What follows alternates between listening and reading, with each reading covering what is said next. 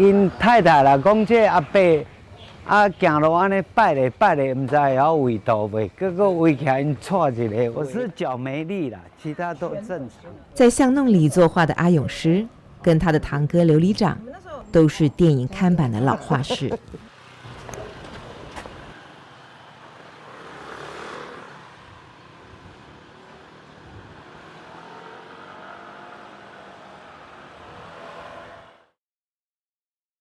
I loved this guided tour through the alleyways by those who know it best, and getting to see that transformation, kind of understanding a little bit of like the politics and the history behind it. And then it was fascinating to see this revitalization project and see their work and a peek into the artist's process. And their eyes light up as both artists of the older generation and of the new encounter these works and kind of take a trip through their own history and through the area's history in those dim back alleys. It was so fun to turn the corner and have all of these visual surprises. And you could imagine being a citizen or a resident getting to take that journey and have those surprise and delights. I loved the section where they had to make the non-human murals because people were too shocked, especially the elderly people were too shocked by these figures in the dark alleys. I thought that was really, really sweet that they added that in. It was just really cool to see how the art had bonded those in the neighborhood, those who worked and lived there, and also the artists that created the work and creating that connection for those traveling through. And it was amazing to see how something like this can encourage more art and creativity to blossom. It's really interesting to learn about the culture in this doc. You could view the culture even through the art, just some of the art that's featured and just some of the markings and paintings on the wall. And we learned how important these rice fields are in this cultural landscape and how the sewage affects these rice fields. And it's clear that this beautification project would have a massive impact on this region and all the communities that exist within. So it was really a call to action to get people involved, but also get more information out in regards to this beautification project to get more people behind the efforts in regards to it. It's such a little niche subject, but it is so interesting and so beautiful to see the artwork that these people are putting out in the world. I love that this documentary interviewed so many different types of artists that are working on this project. We had these older men who had been painters for most of their life, transitioning from painting old movie posters to painting the streets of Taiwan, and just having these beautiful artworks on display. So I love hearing from them. And then we also heard from these younger women painting these cute creatures on the walls. I liked that they don't paint human beings because they could scare elders, which is something I wouldn't have thought of, but that's a good point. You don't want to see a human figure in a dark alley. But I loved seeing their artwork and the cute creature, like cute little animals that they painted on the alley. And so, yeah, I loved hearing from all the different types of artists. And then I thought the music also went well with this, and just the notion of falling in love with details and falling in love with a place because of its details. And so we see all these artists adding these beautiful details into Taiwan, into their home. So I just thought it was a really cool theme for this documentary, and just seeing this beautification process and how it brought people together and inspired the neighbors to grow flowers and put out other installations and add to this work of art. It really punches you at the end. Like, we have this moment where we get to see this beautiful sight and it fades to black.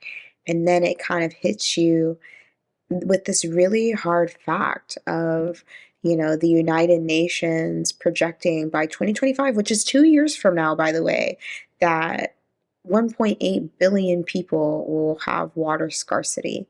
And you come to think about how we already have certain areas who have an access to water and menstruation supplies and food and things like that happening. And so you're already starting to see this begin, and it's 2023.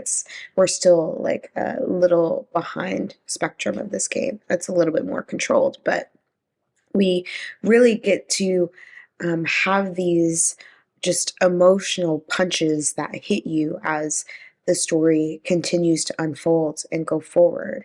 And it's giving you this emotional connection to just having it be centered to Taiwan itself. And we get to see the people and listen to the music and really get to be encompassed by this community for a short little while. And within this 15 minutes, they've made you be able to care about these people. Really interesting. I like the setup right away. The words coming up on the screen that Taiwan's economy is mostly based on agriculture. And with rapid urbanization, a lot of sewage drained carelessly causes severe water damage, basically. Water pollution. And I just thought the opening was great, how it explained it and set it up really well, what this is going to be about for the most part. And that the pipe projects are really close to people's alleyways, and that the light in the back alleys is not penetrating the alleys. And that the paintings on the walls, from what I understood, unless I understood this wrong, but I believe the light hits the paint and also maybe reflects into the water better because of the light on the paint, and it can help purify the water, from what I'm understanding, that they're putting the sewers that they're putting, or the pipelines that they're fixing or putting in these alleys. I hope I understood that right, but I just thought it was very interesting learning about these artists as well that are painting these alleyways, and how they were saying it doesn't stink anymore once they're in there and they get this stuff fixed. And it's brightening everything up. And I thought it was interesting too that they didn't want to paint people because it was creepy for the people who live there, and I could totally see that. I would be scared too, like walking by and seeing a figure painted on the wall, thinking it might be real. This is such an interesting way to examine sewage systems and water recycling through such a unique way of painting and letting there be light, lighting up the alleyways where the sewage systems used to be, and now that they're rebuilding them to make them better for water recycling and everything else, it brightens up their city and essentially makes it smell better too, I guess. But it's such an interesting approach. The way these men, their talent grabs you right away. It's really remarkable that they're spending their days painting alleyways. They used to do movie billboards, and now they paint these alleyways where sewage systems used to be. It's absolutely gorgeous. Their work, I would love to see it in person. It's that remarkable. And you can tell that they clearly care about their community and why they're doing this. It's a remarkable passion that they have. This is really a remarkable film because it has so many themes to it while condensed into one short little documentary. It shows you what people look like when they care about their communities, what they're doing to improve their communities. So I feel like this kind of like something that we never expected like in this combo, and it's very like eye-opening to see like this topic touched like in an urban, like in one of the urban issues, like especially in this kind of country.